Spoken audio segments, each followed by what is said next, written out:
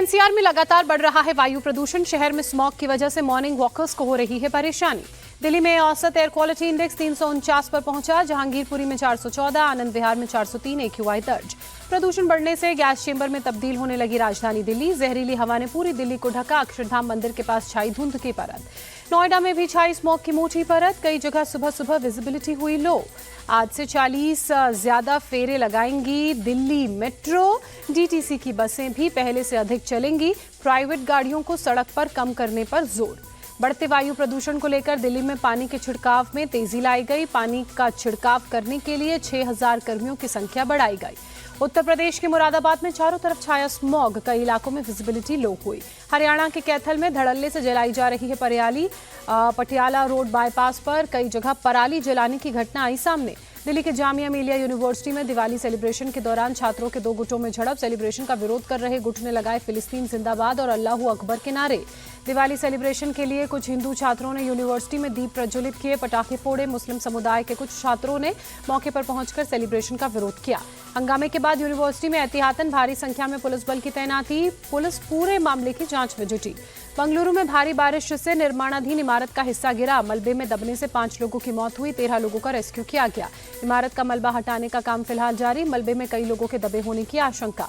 Deputy CM DK Shiv Kumar घटनास्थल पर पहुंचे। कहा, मालिक और ठेकेदार सहित सभी दोषियों के खिलाफ सख्त कार्रवाई होगी। ग्रेटर नोएडा में फॉर्च्यूनर में लगी भीषण आग। कार के अंदर संजय यादव नाम के शख्स की जलकर दर्दनाक मौत। सड़क से 100 मीटर अंदर जंगल में मिली कार। मृतक के परिजनों की तहरीर के आधार पर पुलिस ने 2 लोगों को हिरासत में लिया। हिरासत में लिए गए दोनों युवक मृतक के दोस्त। ज्वेलरी के लेन देन को लेकर विवाद की आशंका। रूस के कजान में चल रहे 16वें ब्रिक्स शिखर सम्मेलन का दूसरा दिन आज। पीएम मोदी आज दोपहर 2:30 बजे शिखर सम्मेलन में शिरकत करेंगे। पीएम मोदी की आज चीन के राष्ट्रपति शी जिनपिंग के साथ भी द्विपक्षीय वार्ता। करीब 5 साल बाद दोनों नेताओं की होगी द्विपक्षीय बैठक। LAC पर दोनों के बीच हो सकती है चर्चा।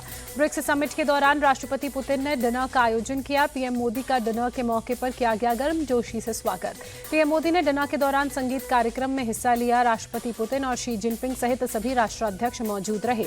ब्रिक्स समिट में पहुंचे पीएम मोदी ने राष्ट्रपति पुतिन से की द्विपक्षीय वार्ता। रूस और भारत के संबंधों को ऐतिहासिक बताया। यूक्रेन युद्ध पर पीएम मोदी ने भारत के स्टैंड को लेकर कहा कि उस पर कायम रखा है और हर समस्या का समाधान बातचीत से होना चाहिए। भारत शांति का समर्थक है। पुतिन ने पीएम मोदी से अपने रिश्तों को बताया खास। कहा, मेरी बात आप बिना ट्रांसलेट के समझ जाते हैं। वायनाड के लिए रवाना हुए राहुल गांधी और कांग्रेस अध्यक्ष मल्लिकार्जुन खड़गे आज प्रियंका गांधी उपचुनाव के लिए दाखिल करेंगी नामांकन। महाराष्ट्र में महाविकास अघाड़ी के बीच सीटों के बंटवारे पर गतिरोध कायम। शिवसेना UBT आज जारी कर सकती है उम्मीदवारों के नाम की सूची। महाविकास अघाड़ी की रात 10 बजे तक चली बैठक। शिवसेना के नेता अनिल देसाई और संजय राउत बीच बैठक में ही निकले बाहर। सूत्रों के मुताबिक विदर्भ की 8 और मुंबई की 5 सीटों पर विवाद बरकरार। उत्तर महाराष्ट्र की भी 2 सीटों पर कांग्रेस और शिवसेना UBT में पेंच फंसा।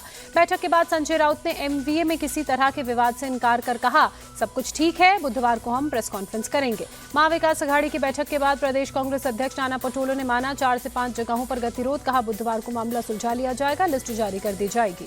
महाराष्ट्र बीजेपी अध्यक्ष चंद्रशेखर बावनकुले ने उद्धव ठाकरे पर निशाना साधते हुए कहा, उनका गठबंधन विचारधाराओं का नहीं है, ये सिर्फ पीएम मोदी और विकास का विरोध करने के लिए बना है।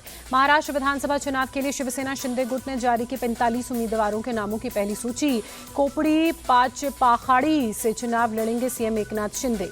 पहली सूची जारी करने के बाद एकनाथ शिंदे ने आज शिवसेना नेताओं की बैठक बुलाई। शाम 6 बजे वर्षा बंगले पर होगी बैठक। उम्मीदवारों को AB फॉर्म भी दिया जाएगा।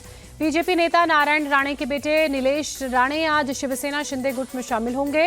कुंडाल सीट से बीजेपी का टिकट नहीं मिलने पर शिवसेना से जुड़ने का फैसला किया। महाराष्ट्र के वाशिम में बीजेपी के पूर्व विधायक राजेंद्र पाटनी के बेटे याज्ञक पाटनी ने किया शक्ति प्रदर्शन। बीजेपी से टिकट नहीं मिलने पर नाराजगी जताई। झारखंड मुक्ति मोर्चा ने विधानसभा चुनावों के लिए 35 उम्मीदवारों के नामों का ऐलान किया।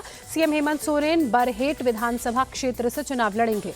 आरजेडी ने भी झारखंड विधानसभा चुनावों के लिए अपनी लिस्ट जारी की। महागठबंधन के तहत मिली सभी 6 सीटों पर उम्मीदवारों के नामों का ऐलान किया। गिरिराज सिंह की हिंदू स्वाभिमान यात्रा के दौरान बीजेपी सांसद प्रदीप कुमार सिंह का विवादित बयान, अररिया में रहना है तो हिंदू बनना होगा, कहा।